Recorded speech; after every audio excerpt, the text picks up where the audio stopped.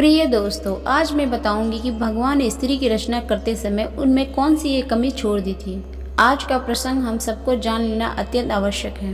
दोस्तों, जैसा कि आप जानते हैं, स्त्री को जननी कहा जाता है और स्त्री को घर की लक्ष्मी भी कहा जाता है। संसार में स्त्री के कई रूप विद्यमान हैं। माँ, बहन, पत्नी, बेटी, दादी, मौसी, चाची इत्यादि रूपों में विख्यात है। सभी रूपों में अपने कर्तव्य को भली भांति करती है। गुण दोस्तों हर प्राणी में होते, इसमें कोई बड़ी बात नहीं है। चाहे वो स्त्री हो या पुरुष हो, जिसमें भी गुण होते हैं उसमें भी दोष जरूर होते हैं। पर हमें दोषों को ना देखकर गुणों को देखना चाहिए। हमें किसी का दोष देखकर बुरा नहीं बनना है, क्योंकि कहते हैं मनुष्य जो देखता है वही सोचता है, जो सोचता है वही करता है। इसीलिए हम वो देखे ही नहीं जो हमें करना हो। हम लोग की मानसिकता ऐसी है कि हम लोग केवल दोषों को ही देखते हैं।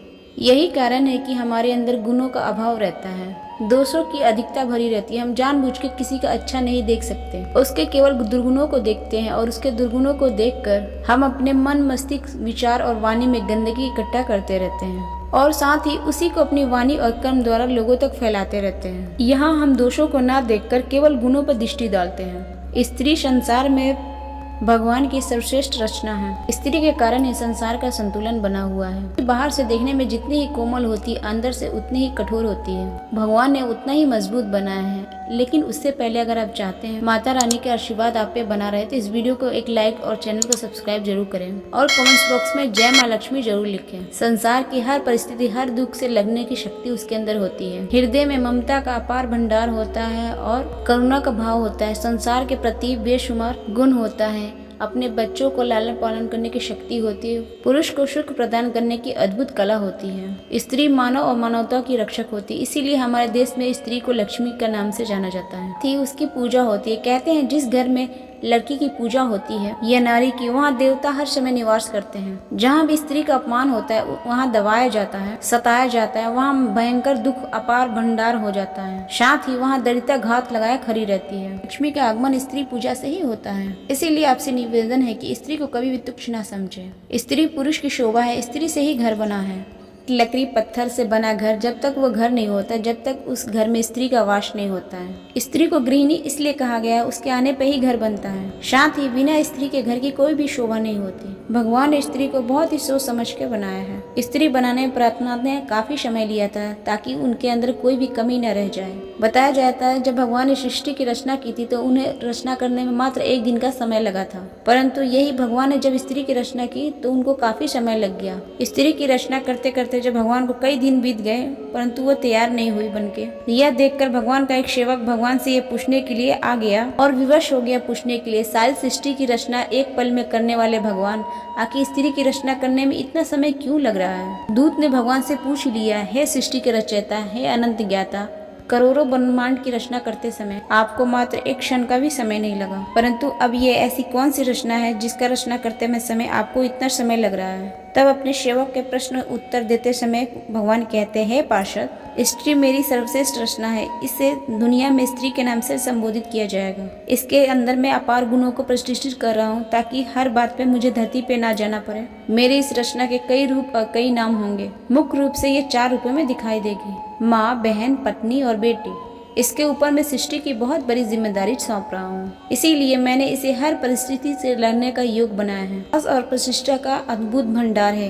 ये कठिन से कठिन परिस्थिति में अपने खुद को संभाले रखेगी। हर तरह के मुश्किलों से लड़कर, अनेक प्रकार के दुखों से लड़कर दूसरों को खुश रखने का प्रयास करेगी। अपने परिवार और अपने बच्चों के प्रति समर्पित रहेगी। कोई समय ऐसा आएगा जब ये टूटकर बिखर जाएगी, लेकिन फिर से अपने आप को संभाल कर नए जीवन का संचार करेगी। यही इसकी विशेष गुण कहलाएगा। यह सुख दुख सहकर, सब कुछ बर्दाश्त कर ये फिर से ऊपर चढ़ती जाएगी। ग्रसित होने पर भी यह अपनी जिम्मेदारियों को नहीं भूलेगी और साथ ही अपने कर्तव्यों को निभाती रहेगी। प्रिय मित्रों, भगवान की बनाई गई स्त्री की सहनशीलता को देखकर वो सेवक बोलने लगा, आखिर तो इसकी आकृति पुरुष की तरह है। 2 हाथ, 2 पैर, मुंह, आँख, नाक, कान सब पुरुष के समान है, पर यह अपने दोनों हाथों से इतना सब कुछ कैसे कर पाएगी? पार्षद, ये पुरुष की तरह बेहद दिखती है, लेकिन फिर भी इसके अंदर ये सब गुण विख्यात है। इसीलिए मेरी इसकी अद्भुत रचना कही जाएगी। भगवान की बात सुनकर पार्षद ने उसे छू कर देखा। देखे ये कितनी कठोर है, जो हर विपत्ति को सह सकती है। जब उसने उसे छुआ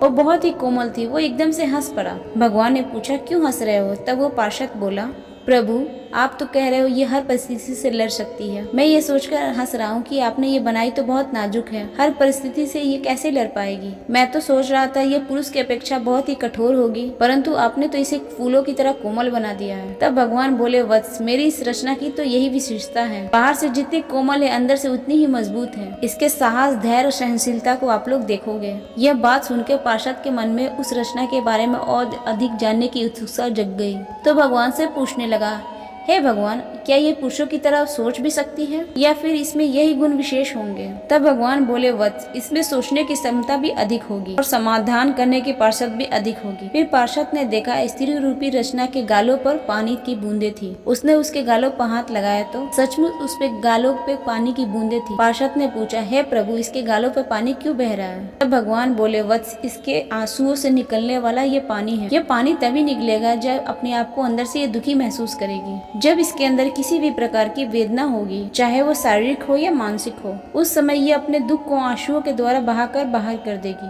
अपनी सारी पीड़ा, सारी व्यथा आंसुओं के द्वारा बाहर कर देगी और निकलने के बाद ये फिर से अपने आप को उतना ही मजबूत बना लेगी। अपने दुखों को भुलाने का इसके पास सबसे बड़ा ये माध्यम होगा और इसकी ताकत भी होगी। ये अपने आंसुओं को, अच्छे को झुका भी सकेगी, साथ ही इन आंसुओं को अपना अस्त्र भी बना सकेगी। दर्शक बंधुओं, भगवान की बात सुनकर पार्षद बोला, हे भगवान, वास्तव में आप महान हो। आपने स्त्री रूपी अद्भुत रचना करके संसार को सजा दिया है, संसार में एक अनमोल रतन भेजा है। सच बात है बंधुओं, स्त्री का त्याग, बलिदान और साहस वास्तव में अद्भुत, अकल्पनीय है। त्याग इतना बड़ा है जो कोई नहीं कर सकता। जिस प्रकार वो अपने माता पिता, सगे भाई बहन से अलग होकर विवाह करती है, किसी दूसरे पुरुष के साथ जीवन भर रहने का प्रावधान करती है। जरा आप सोचो, आप अपने माँ बाप, भाई बहन से कुछ दिन के लिए अलग होते हो तो तुम्हें कैसा लगता है? वो तो अपने उन परिवार वालों को छोड़ के आती है और जीवन भर तुम्हारे साथ रहने के लिए आती है, हमेशा के लिए छोड़कर। जिनके साथ वो खेली कूदी, बड़ी हुई, जिनके साथ उनके अंदर अनेक प्रकार की भावनाएं जुड़ी रहती है, उन सबको उसने कैसे छोड़ा और किस प्रकार एक अनजान स्थान पर जाकर, जहाँ पर उसका कोई भी परिचित नहीं होता, वहाँ वो रहकर अपने जीवन का तलाश करती है। एक नए सिरे से अपना जीवन को शुरुआत करती है, साथ ही उनमें ढलने का प्रयास करती है, उनमें अपना सुख दुख बांटती है। स्वयं प्रसन्न रहे या ना रहे, मगर अपने परिवार वालों को प्रसन्न रखने का प्रयत्न करती है। कई बार तो ऐसा देखा गया है, परिवार वाले अलग सोच के मिल जाते हैं, उस समय उसका जीवन बहुत बड़ा कष्टमय होता है। उनके साथ रहने का प्रयास करती है। कई बार उनके बुरे आचरण के कारण स्त्री को जीवन का भी बलिदान करना पड़ता है। धन्य है नारी शक्ति, तुझे विधाता ने इतने सहनशील बनाया है। तुझमें बहुत सामर्थ्य भी है। हर महीने मासिक धन की पीड़ा, साथ ही बच्चा जन्म के टाइम अनेक प्रकार की पीड़ा सहन करते हुए प्रसव काल की उस भयंकर पीड़ा को भी झेलती है, जो साक्षात मृत्यु का दूसरा रूप होता है। उसके बाद बच्चे का जन्म सकुशल हो जाए, उसके लालन पालन में अनेक कष्टों को सहती है, साथ ही उसके लिए अपने सुखों का बलिदान करती है। खुद दुख सह लेती है, बच्चों को दुख से बचा कर रखती है। यह त्याग और बलिदान बड़ा ही अद्भुत है। सच में नारी ईश्वर की सर्वश्रेष्ठ रचना है। दर्शक बंधुओं, उधर भगवान का उपासक बोला, आपने इतना समय लगाकर स्त्री की रचना की, तब तो आपकी संपूर्ण रचना जरूर ये होगी। तब भगवान बोले, नहीं, अभी इसमें एक कमी है। यह सबके लिए सुख का कारण बनेगी, सबको खुश रखने का प्रयत्न करेगी, अपने परिवार की हिम्मत बनेगी, परंतु यह खुद का महत्व भूल जाएगी। वो अपनी कीमत ही नहीं समझ पाएगी, वह दुनिया के लिए कितनी मूल्यवान है। यह दिए की तरह अपना जीवन बिताएगी, जैसे दिए के नीचे अंधेरा होता है और साथ ही चारों दिशाओं को रोशन करता है। ऐसे ही स्त्री का जीवन है, जो अपने लिए कम और दूसरों के लिए ज्यादा सोचती है, दूसरों के सुख के लिए खुद कष्ट सह लेती है। दर्शक बंधुओं, स्त्री वास्तव में ईश्वर के द्वारा दिया गया एक अद्भुत